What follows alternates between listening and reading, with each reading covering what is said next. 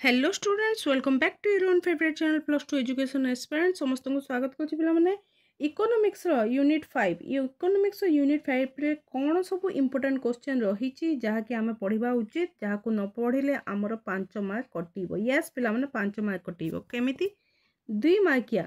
गोटे क्वेश्चन आसीबो 3 मार्किया गोटे क्वेश्चन आसीबो ताले हैला ना 5 मार्क तो 5 मार्क भी हाथ छडा करले तो गला ना तो इजी क्वेश्चन रही कहीं आम 5 मार्क आम हाथ में न करवा बहुत अल्प समय भितर आम सब क्वेश्चन गुड़िकर आंसर बुझा ओके तो बजार कौन प्रथम क्वेश्चन हूँ प्रथम क्वेश्चन कौन बजार कौन मार्केट कहले कौन बुझ जो स्थान रे ओके अच्छा क्रेता एवं विक्रेता मानक मध्य एक द्रव्यर विनिमय घटिले ताकू बजार कहा जाए परस्पर सहित निबिड़ भाव में संपृक्त थिबा केतेक क्रेता क्रेता और विक्रेता मध्य कौन संबंध किपरि भाव रे द्रव्यर विनिमय हम तो ताकू कौन बजार कहा जाउछि हैला देन अल्पाधिकार कौन अल्पाधिकार कहले जो बजार रे अल्प संख्यक विक्रेता मध्य प्रतियोगिता होता है अल्प बिकिबा लोक जदि कम थे मध्य तो प्रतियोगिता होता है ताकू अल्पाधिकार कौन अल्पाधिकार कह एवं अल्पाधिकार द्रव्यर एक बृहत परिमाण नियंत्रण करथांती ताहाको अल्पाधिकार बजार कहा जाए अल्पाधिकार माने किछि गोटे बहुत इम्पोर्टेंट जहा कि चाहिदा अधिक थिबो से गोटे द्रव्य को माने तार बहुत बड़ परिमाण जमिति आलू हैला प्याज हैला ए सब समस्त चाहिदा अधिक अछि तो यार बड़ परिमाण से माने नियंत्रण करिवे हैला गोटे जस्ट एन एग्जांपल दउची आउ बहुत प्रोडक्ट हो पारे ताकू अल्पाधिकार बजार बोली कहा जाउची जोठारे कि गोटे निर्दिष्ट द्रव्यर बृहत परिमाण नियंत्रण करथांती किए अल्प संख्यक विक्रेता एवं सेही मानक भितर प्रतियोगिता होता है एथिरे विभेदीकृत द्रव्य विक्रय हुए ओके कार हबो बहुत एग्जांपल अछि एकाधिकार कौन जो बजार रे एकाधिकार एक अधिकार एकाधिकार तो जन को मात्र सेठारे अधिकार दिया जाइथिबो कोन करबा पई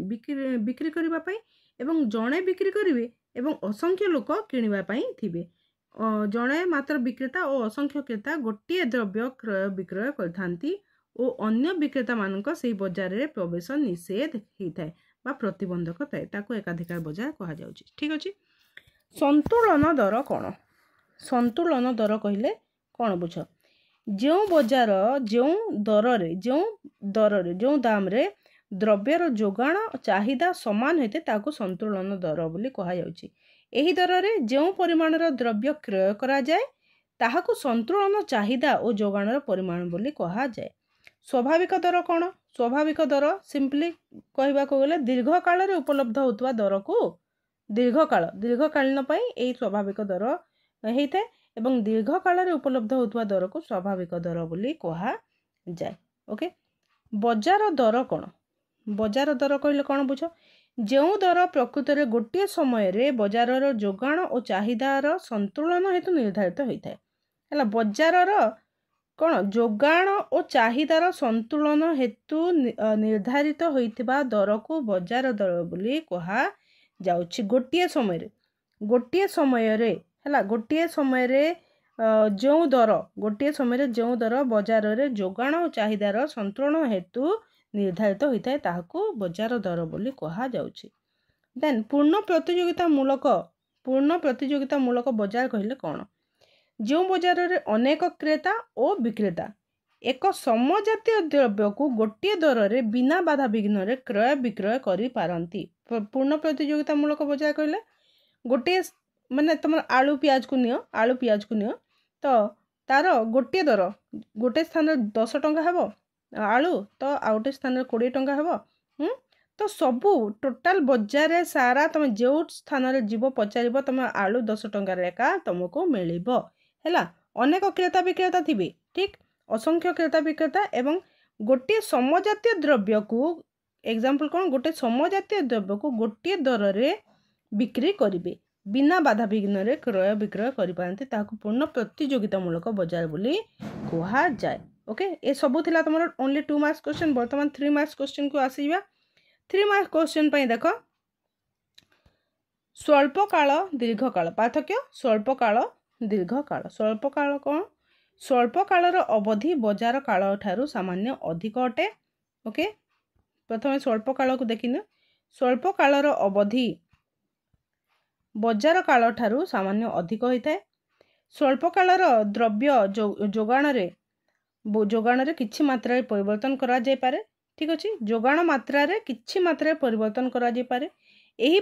परिवर्तन केवल चल उत्पादन साधन परिमाण रे परिवर्तन जोगु संभव हुए। स्वल्प काल रे जोगाण तुलन रे चाहिदा अधिक सक्रिय भूमिका ग्रहण करथाय। सेहिपरि भाबे दीर्घ काल कहले कोन,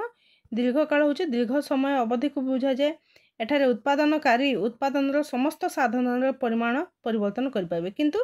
एटा कोन किछि मात्रा रे परिवर्तन करा जाय पाइबो। ठीक अछि, जो स्वल्प काल रे किछि मात्रा रे जोगाण परिवर्तन करा जाय पाइबो। एठारे समस्त साधन को परिवर्तन करा जाय पारिबो। दीर्घ काल रे द्रव्यर संतुलन दर निर्धारण रे चाहिदा ठारू जोगाण अधिक सक्रिय भूमिका ग्रहण करता। ए होची दुई मध्य पार्थक्य। नेक्स्ट होची बजार दर कोन, स्वाभाविक दर कोन। बजार दर स्वाभाविक दर आउ कहबी विषय देखि नबो हला, तुमको बुझे सालछि बजार दर कोन, स्वाभाविक दर कोन। देन पूर्ण प्रतियोगिता एवं शुद्ध प्रतियोगिता। ठीक अच्छे, पूर्ण प्रतियोगिता रे अनेक क्रेता विक्रेता थांती। देख, पूर्ण प्रतियोगिता रे असंख्य क्रेता विक्रेता और समजातीय द्रव्य व्यतीत संपूर्ण ज्ञान और साधन गतिशीलता देखा मिलता है। शुद्ध प्रतियोगिता कौन हो, शुद्ध प्रतियोगिता असंख्य क्रेता और विक्रेता और समजातीय द्रव्य देखा मिलता है। ठीक अच्छे, शुद्ध प्रतियोगिता गोटे संकीर्ण विषय, किंतु यह पूर्ण प्रतियोगिता व्यापक विषय। पूर्ण प्रतियोगिता केवल शुद्ध नुहति, अपूर्णतारू मुक्ति मिलता है। शुद्ध प्रतियोगिता एकाधिकार उपादान अभाव थाए, यह कम वास्तवगत। पूर्ण प्रतियोगिता कम वास्तवगत, शुद्ध प्रतियोगिता बेसी वास्तवगत। ठीक अच्छे, पूर्ण प्रतियोगिता वास्तव जीवन में देखा मिले, शुद्ध प्रतियोगिता मध्य वास्तव जीवन में देखा मिले। जदि पार्थक्य दर्शा पड़ुची ताहले ए पॉइंट को लिखिबो नाही, काहे कि ना दुईटा समान रहउची ना। ओके, एतिकी थिला पिला माने बस एतिकी ही तमरो 5 नंबर यूनिट रू 5 नंबर यूनिट रू एतिकी ही 2 and 3 marks question, that's all completed. एतिकी रू तुम 5 मार्क कंप्लीट। ओके, 5 मार्क तुम हाथ रे रख। ओके, वर्तमान पाई रहिली, धन्यवाद। जय माता दी।